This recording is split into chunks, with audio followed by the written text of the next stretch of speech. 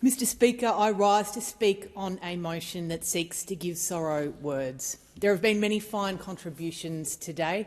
In particular, I want to acknowledge the words of my colleagues, my friends, the member for Brower and the member for McNamara. My heart breaks for both of them. I want to acknowledge the presence in the gallery today of members of the Jewish community. I saw the former Ambassador Amir Mammon there earlier.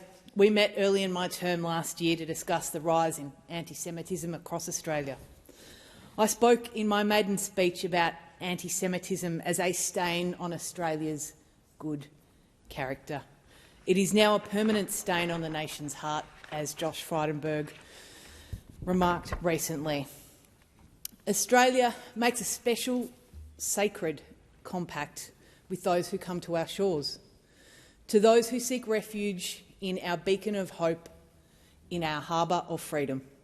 We give a promise that we will keep you safe. For Jewish Australians, that word has been broken. As a Leader of the Opposition said in her contribution, Jewish Australians have been telling us they haven't felt safe for some time.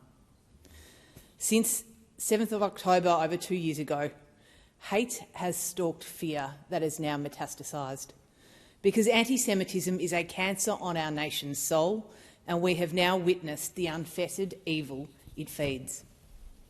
Those 15 souls taken on a balmy Sunday evening at Bondi were not the only thefts on that December evening. From that night, now seared into the soul of our nation, there are families who will never share in completeness again. Anniversaries, birthdays, graduations have been stolen. From a 10-year-old girl who will never turn 11, Matilda B. Alex Kleitman, who survived the greatest horrors on earth to find refuge in our sandy beaches, sunny skies and wide open spaces.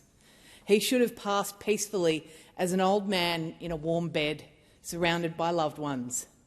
That too was stolen from him. It was stolen from his family.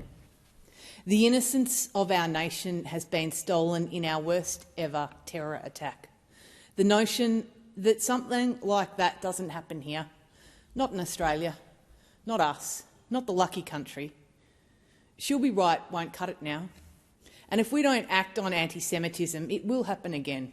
And of all of the things that have been stolen from the victims, their families, the Jewish community and the Australian nation, that would be the greatest crime out of this tragedy, to chance another attack through inaction. We need to have some hard national conversations about anti-Semitism on our university campuses, casual references in restaurants and cafes, about what it means for Jewish Australians not to feel safe. And actions need to have consequences.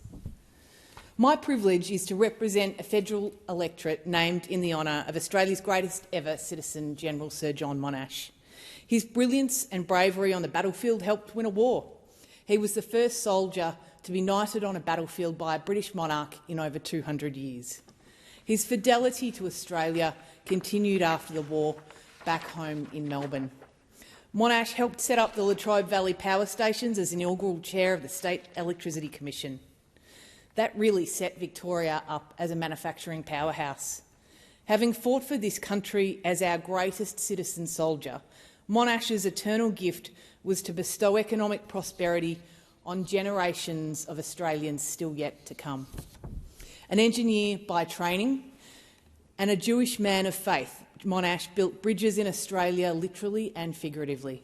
He would despair at the rampant anti-Semitism that has infected the Australia he so loved. One of my favourite quotes is by Martin Luther King, and it goes something like this. Men hate each other because they fear each other. They fear each other because they don't know each other. They don't know each other because they can't communicate, and they can't communicate because they are separated. Mr Speaker, Australia is separated right now, and it is our responsibility from this place to put our nation back together. Question is